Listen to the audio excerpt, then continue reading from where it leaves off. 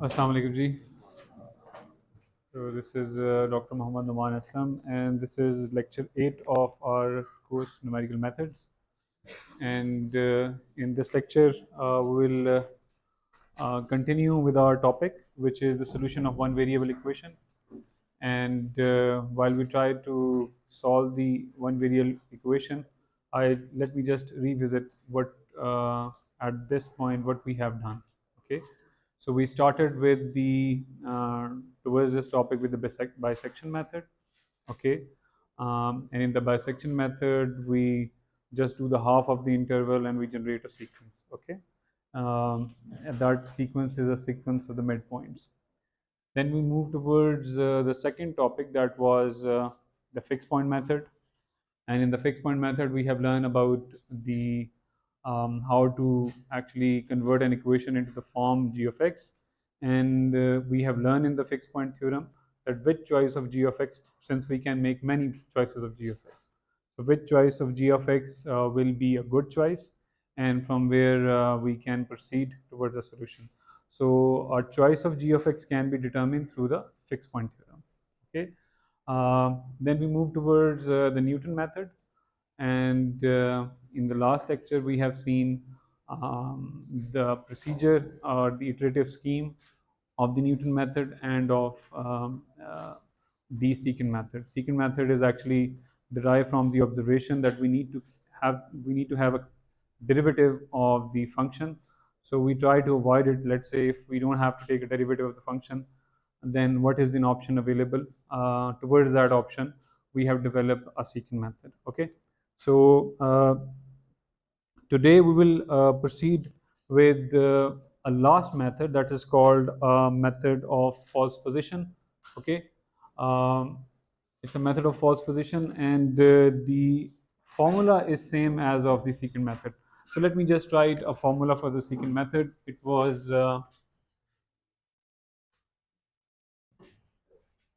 our topic is method of false position.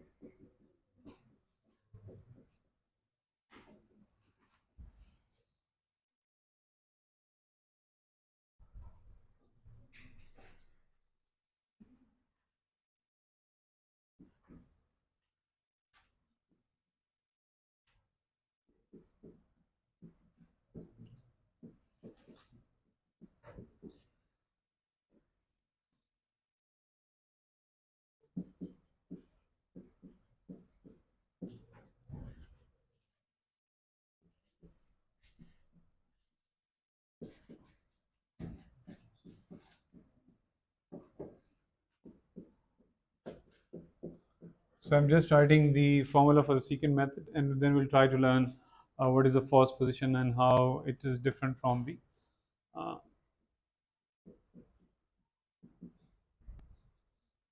secant method.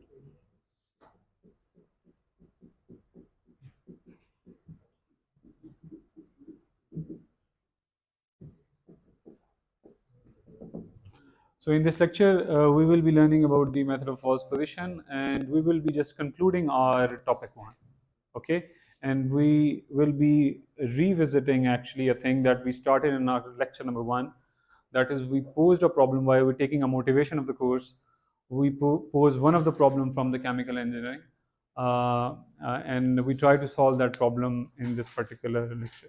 Okay, so we'll be going back to the slide that we have actually shown in the lecture one of the problem from those slides. Okay, so this was the secant method, and if I just revisit the same example that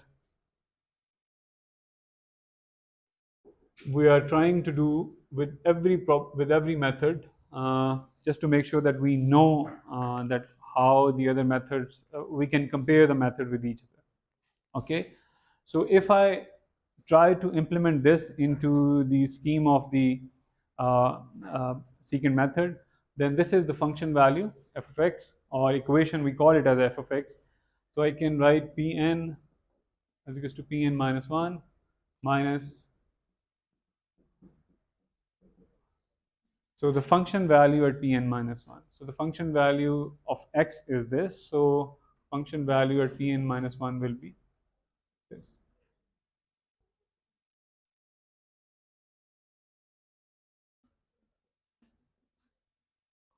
So this is being multiplied with,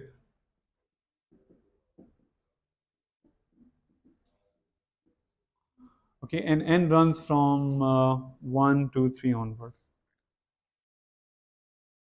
So just to revisit from the last lecture, for the same example on the interval 0 to 1, this was the Newton method, and this was the secant method actually. Okay, when we started with the P naught as 0, okay, so the P naught is 0 and P1 is 1, and this scheme is valid from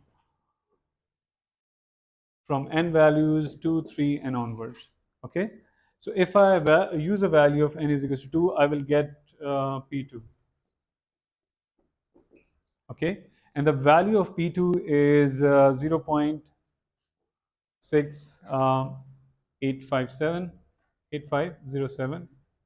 Okay, and we have not achieved the accuracy we wanted, which is of 10 to the power minus 4. Okay, so then now to calculate the next iteration, that is, I need to find the value of P3. Okay, I'm using P1 and P2. Now to calculate P2, I have used P0 and P1. Okay, so the value of P3 comes out as 0.7363, and the function value is not the one we required, that is up to the accuracy of 10 to the power minus 4. It's given an answer of 4.66 into 10 to the power minus 3. So it is 4.66 into 10 to the power minus 3. So this is the, if I just try to be, so this is function value at P3, 10 to the power minus 3. Okay, now to calculate the next iteration, P4, I have used the value P2 and P3. Okay, I'm just revisiting the working of the secant method. Okay, so it was 0.73912. Okay, and the function value at this point comes out as 6.00 into 10 to the power minus 5, which is obviously less than 10 to the power minus 4 in absolute terms. So we say, okay, we got a solution. And what is the solution? Solution is 0.73912 up to 10 to the power minus 4. So we conclude the answer to the question that, okay, this is the accuracy that we have achieved in actually three workings of the secant method. Okay, because P0 and P1 are the initial guesses. Okay, now what is a false position method? A false position method is closely related with the secant, but an additional condition is that, so it is a secant method with a condition that root should be, must be actually bracketed. Root must be bracketed. It means if I start with P0 and P1 to calculate P2, okay, solution must lie between P0 and P1. Okay, so if I'm calculating P3, then whatever the points I'm using, the 2 points, the solution must lie between them. The secant method does not have any such condition. Okay, it starts from an interval, maybe in that interval you have a solution. Okay, so or you don't have a solution, it can also run with those observations as initial guesses. So but if you impose that condition, that if to calculate the next point, whatever the points, 2 points you are using, the solution must lie between them, then it is a method of false position. Okay, so you just imposing an extra condition onto the secant method. Okay, let's try to revisit this example and try to see that how we can actually find again these P2, P3, P4s or whatever the points, and keeping this observation intact, that is, a solution must lie between the 2 points from where I'm calculating the next one. Okay, so the equation is same. Sorry, I just the screen.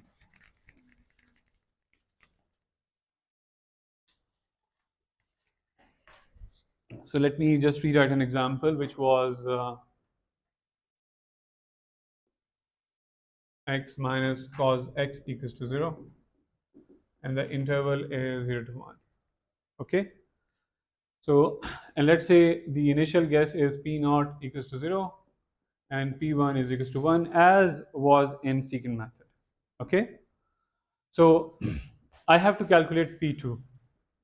Since the iterative scheme is same as of the secant method, so I can write over here it's p1 minus p naught cos p1, and this multiplied by p1 minus cos p1. Okay, so if you plug into that, you'll get a point p2, which is obviously the same as secant method, uh, because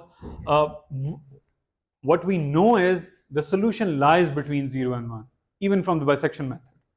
At p naught, so let me just write over here, at p naught, function sign is, so it's a p value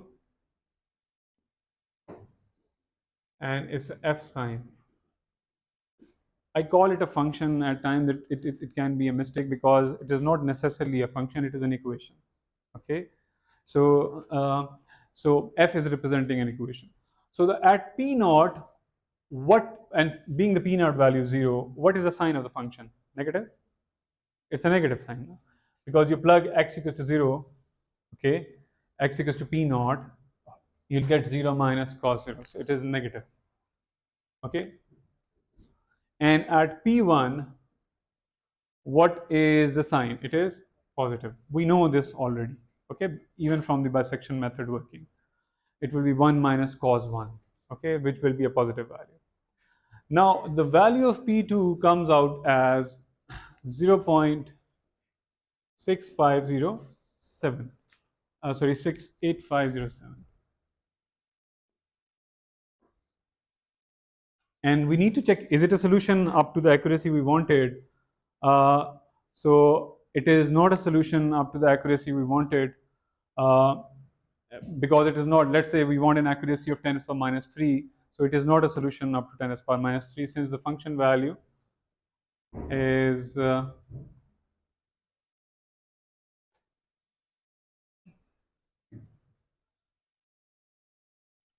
I think there is a deviation. Yeah, they're right.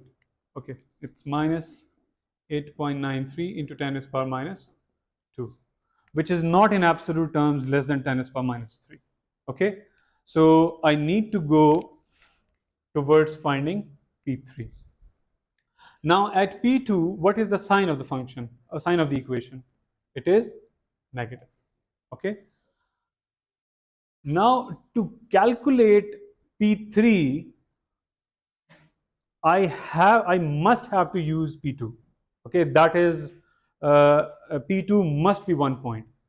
The second point can be either P naught or P1, depending upon the sign of the f. Okay, so P2 will be there to calculate P3, but out of P naught or P1, 1 point will come who have a different sign as compared to P2.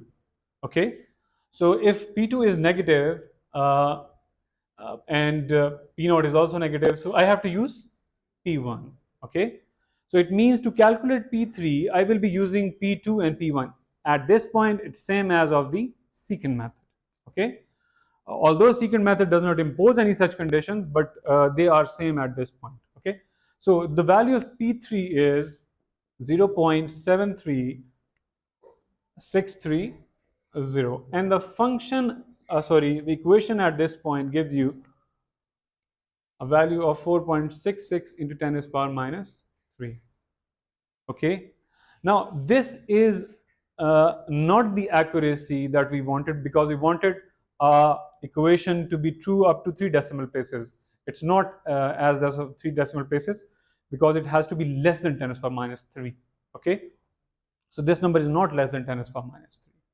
So now what is the sign at P3? Is it positive or negative?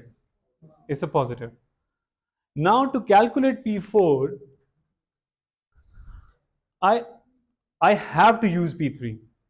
Okay, but from P2 and P1, I have to make a choice that either P2 will come or P1 will come. It depends upon that what is a different sign as compared to P3 of the equation.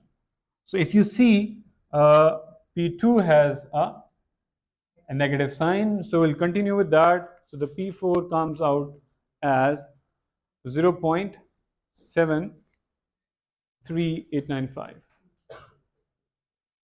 Okay,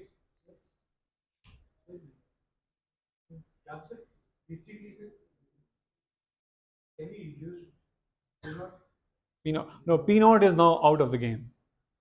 Okay, it is out of the game because it was discarded in the previous step.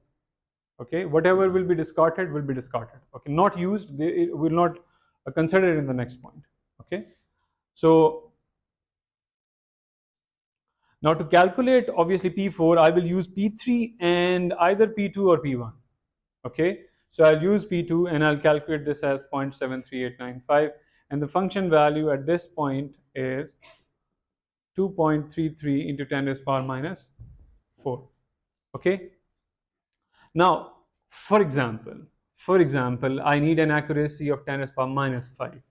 Okay, for example, I need an accuracy of 10 to the power minus 5. So I will go towards finding P5, and one value that is fixed is so what is P4? P4 as comes out as positive. Okay, now to calculate P5, P4 is fixed. Okay, P4 is fixed. From P3 and P2 I have to use one point. What point will qualify to calculate P5?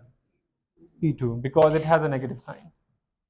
Okay, so now at this point the method of false position is different as compared to secant method, because secant method will use P3 and P4 to calculate P5. Okay, but the method of false position say, okay, the point you just calculated, I'm going to use that, but before the points that are before that point, you have to choose the one with the different sign.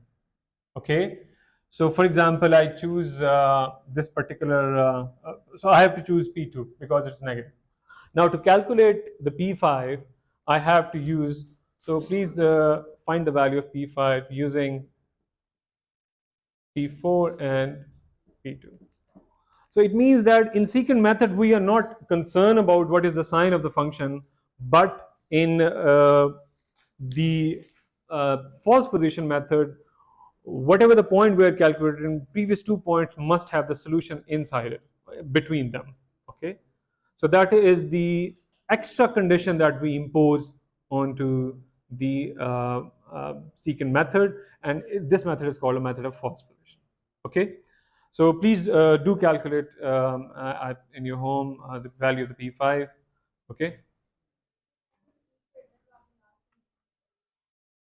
okay, now once we are calculating P2, okay, the signs of P naught and P1 are different.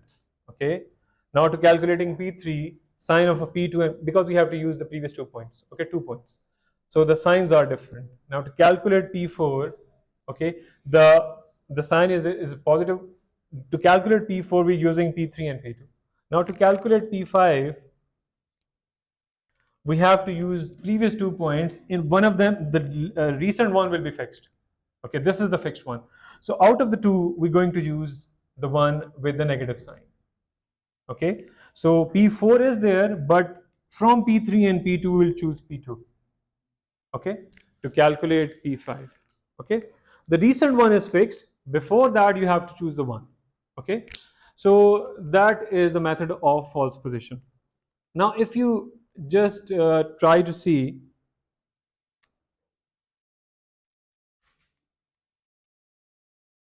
this comparison, okay, so for the same example, x minus cos x equals to 0, okay, and for the given interval, uh, um, for a different choice, rather than for the Newton method, for the method of false position, and for the secant method, we have this table. If you see this table, uh, uh, you see a pattern of each method, okay.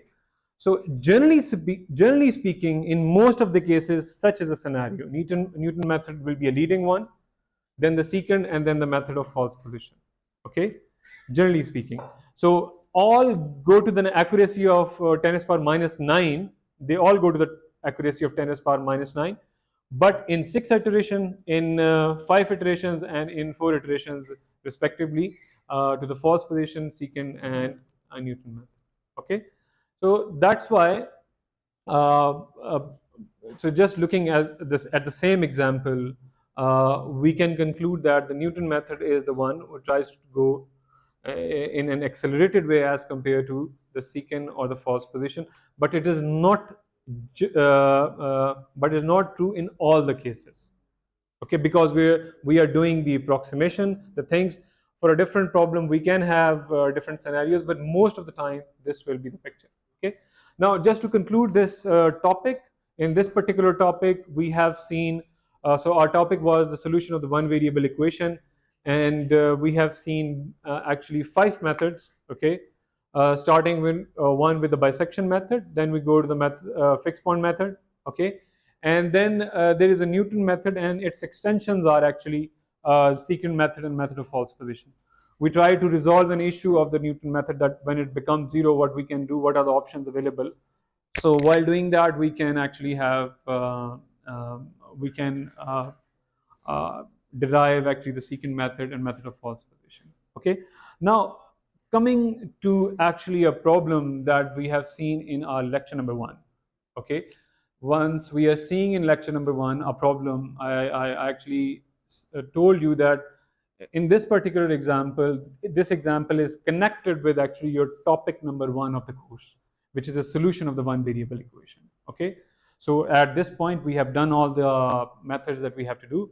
One thing is yet we have to do, we have to implement it on the MATLAB, okay, or any other software will be doing that. But let's try to solve this problem using the bisection method, okay. The first method that we have learned is of the bisection method, okay.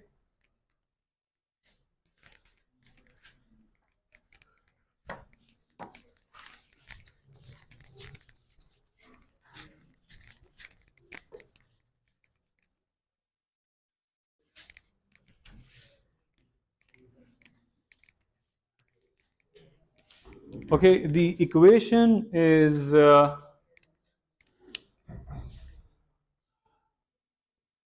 we have a problem. It's a temperature actually distribution inside some material, okay. So the equation is e power minus 1 by 2t. Here t is actually not time, it is temperature, okay. This t is representing a temperature, and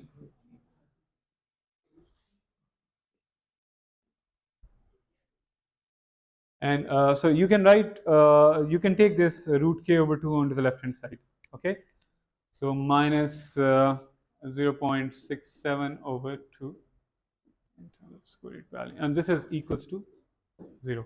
So this is the equation, okay. And in this problem it has not been given that where the solution lies, okay, or what is the tolerance that we need to achieve, okay. Let's impose on ourselves at this point that, for example, we wish to find a solution up to 10 to the power minus 3, and let's try to solve this from a possibility that, let's say consider the value of t as 0, consider the value of t as 1, consider the value of t as 2, 3, 4, okay. Since in the bisection method we need to determine where is the positive or the negative signs, okay. So you can start from a point 0 and then you can learn about 1, 2, 3, minus 1, minus 2, where we are actually having some negative or positive signs. In terms of a practical problem, you can plot this graph into any of the method, any of the softwares, and then you can see where it is crossing the x-axis. Okay, so then you can choose the interval. But let's say I start with let's say taking interval 0 to 1, so I can have the value which is at 0 and at, let's say, 1. Okay, now if you calculate the value at, so let me call it as f of t. Okay, so if you calculate function value at 0, it comes out as minus 0.57879. Okay, uh, this is the function value at 0, and the function value at 1 is 0.0793 1 345 345. Okay, so the function value at 0 and the function value at 1 have different insigns. Can any one of you tell me to the question that is a solution near a point 0 or near a point 1? It seems that it is near a point. What is the function value at 1? Is it near to 0 as compared to 0 or not? So if you compare the both values, the function value at 1 is relatively more near to as compared to the function value at 0. So it might be the solution lies somewhere here, or maybe a solution equation can have more than one solution, and one of the solution lies over there near a point 1, because the function is becoming near 0 value. Okay. Okay, so what is the bisection method? Bisection method says you don't need to go any such observation, you just need to do the half of the interval. If you do the half of the interval, at 0 we have a negative sign, at 1 we have a positive sign, and at 0.5, the value, you can see the value, it is 4.89 into 10 to the minus 3. So the function value at 0.5 is coming as 4.89. So this is first midpoint actually, into 10 to the power minus 3. Okay, so this is the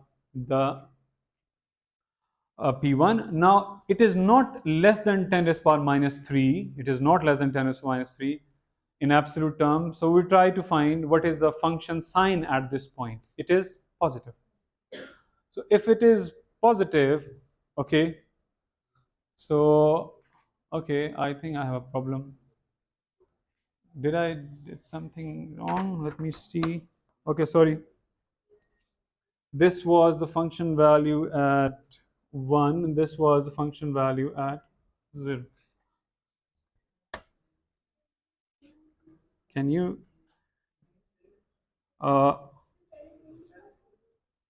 ठीक है? Is this the way? Calculate किया आपने? Okay, we have a negative, we have a positive, we have positive. Okay, I have a doubt. Okay, can you please check at 0.5? I think because the next is 0.75, so this might be a negative value. Okay, so maybe in terms of writing, I may have done a mistake. Okay, so please check it. Okay, so let's say this is minus 4.8989 into 10 to the power minus 3. Okay, so the function value, so let me just revisit it. So we have the function value at 0 as negative, then at 0.1 we have positive value. So at 0.5, so we have a negative value. So now the solution lies between 0.5 and 1. Okay, so then we will find 0.75. Okay, and we'll check either we get a solution at 0.75 or not. Okay, so I have tried to calculate the values, and at P6 I got a solution which is up to the 10 to the power minus 3. Okay, so we need to do 6 iteration of the bisection method. to get to the accuracy we wanted. But if you see, we got a solution very much near a point 0.5 because the solution is ultimately 0.5156. So it means, can you suggest me a more better way as compared to just dealing with the bisection method? What can be that? Can we just complement the bisection method with some other method? Can we yeah, Newton method? Okay, so we can, as we discussed in the last lecture, we can start a problem with the Newton method by giving a 0.5 as an initial guess to the Newton method, because the solution is very much nearer. You see, the function value is 10 to the power minus 3. Okay, so the solution is very much nearer. So we can give this P1 as a P naught to the Newton method. Okay, please try to do that in as an homework. Try to do that. Try to give 0.5 as an initial guess to the Newton method and see what it is giving you as a solution. Okay, and please try to do this particular example with every method, that is, try to do with the Newton method, secant method, method of false position. Okay, so just you have a quiz coming up, so just I'm trying to conclude this lecture.